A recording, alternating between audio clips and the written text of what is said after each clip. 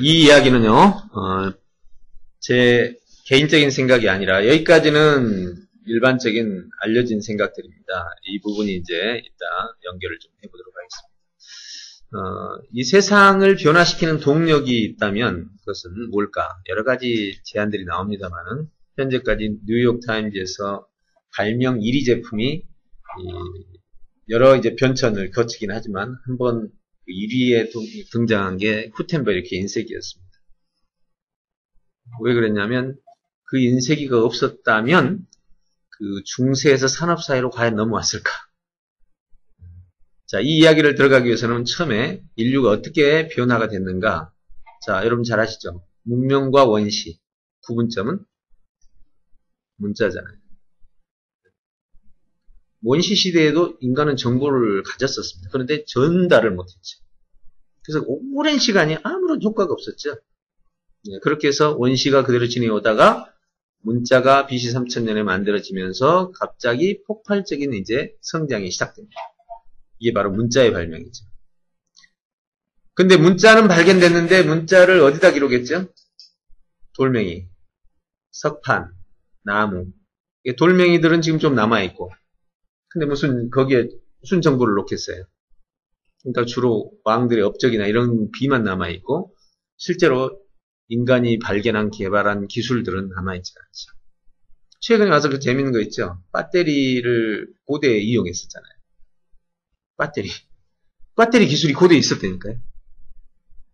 심지어는 이집트의 피라미드는요.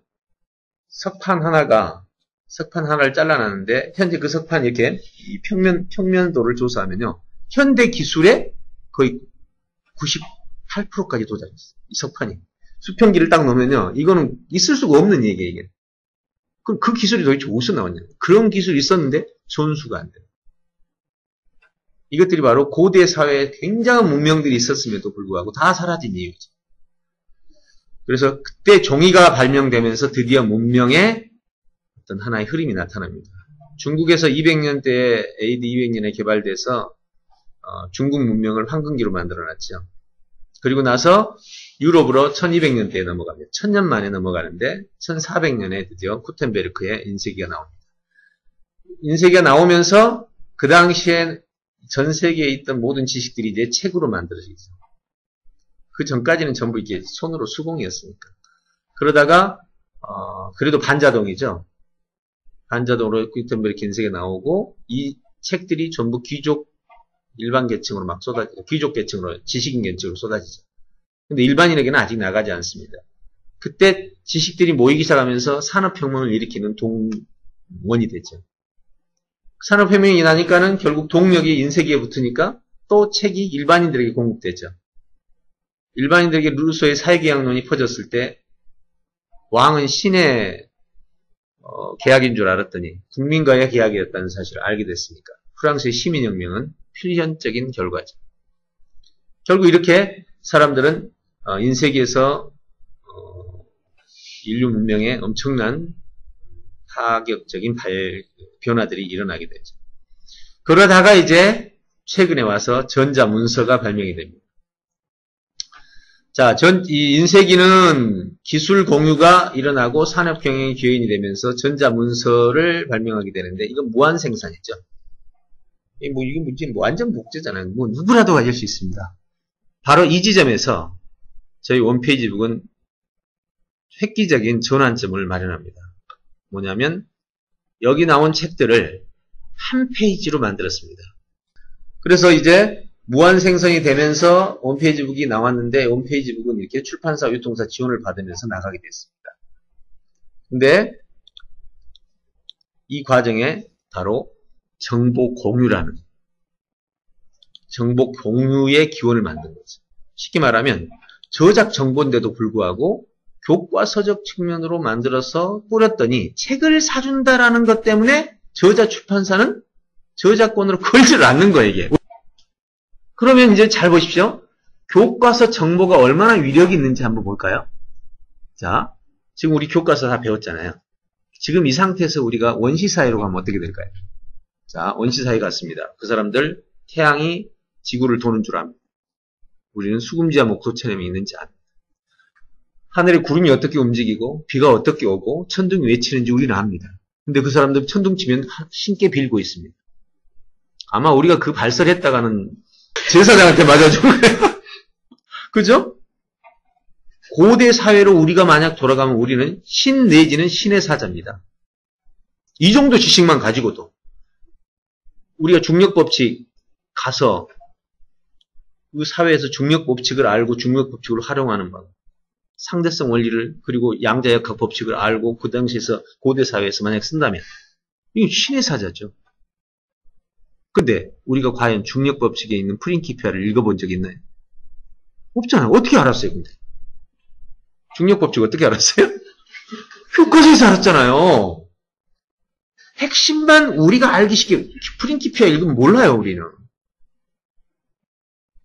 근데 학자들이 우리가 알 수 있도록 요약해서 정리해서 우리한테 알려준 거예요.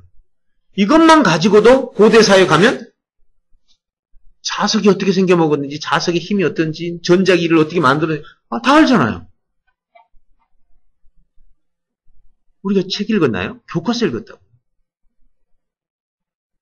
자, 그럼 왜 지금 원시사회에서 신의 사자가 됐다가 여기 오면 갑자기 힘이 없어지는 보통 사람이 될까요?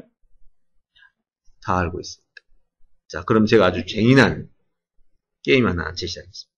그럼 이 사회에서 신의 사회, 이 사회에 살면서 고대 사회로 돌아가서 원시사회에서 신의 사자처럼 대접받으려면 남이 모르는 걸 알아요.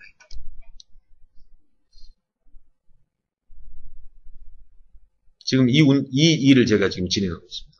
관심 있으시면 저하고 한번 해보십시오. 정말 놀라워요. 지금 하고 있거든요. 하는 아이들도 어른들까지 충격을 받아요. 남이 모르는 걸 알아서 고대 사회에 가서 말했잖아요. 남이 모르는 걸 알아서 지금 사회에 말해도 똑같은 효과예요. 문제는 우리가 다 너도 나도 알고 있는 걸 안다는 거죠. 심리학 해보세요. 위에 쌓여진 선배들이 적체되어 있어요. 뭘 배운들 내 위에 배운 사람 없나요? 근데 새로운 거를 가지고 세상을 여러분 자신을 완전히 바꿔놓습니다. 지금 그거를 제가 실제로 저희 카페하고 지금 사이트를 통해서 학생들에게 이걸 지금 이 동기부여를 하고 남이 모르는 걸 가져라. 아까 제 아들들이 학습 쇼크라는 책을 썼잖아요. 남이 모르는 것들. 학생들은 더더욱 몰라요. 그냥 학생들 보기에는 거의 상상을 초월한 인간이 돼버리는 거죠. 학생끼리 볼 때는 같은 나이 또래. 얘들은 전혀 모르는 지식이니까. 어른들마저도 사회 전문가마저도 모르는 지식이 들어있어요. 그러니까 얘들은 그냥 갑자기 그죠? 아이가 아니죠. 도올 김용욱 박사가 노자 도덕경을 연구하면서 가장 도전을 받았던 책이 15살 중국 소년이 쓴 책이었습니다. 고전은요, 안 읽고 교과서를 통해서 한 거예요. 그러면 고전을 직접 읽은 사람들은 뭘 발견할까요?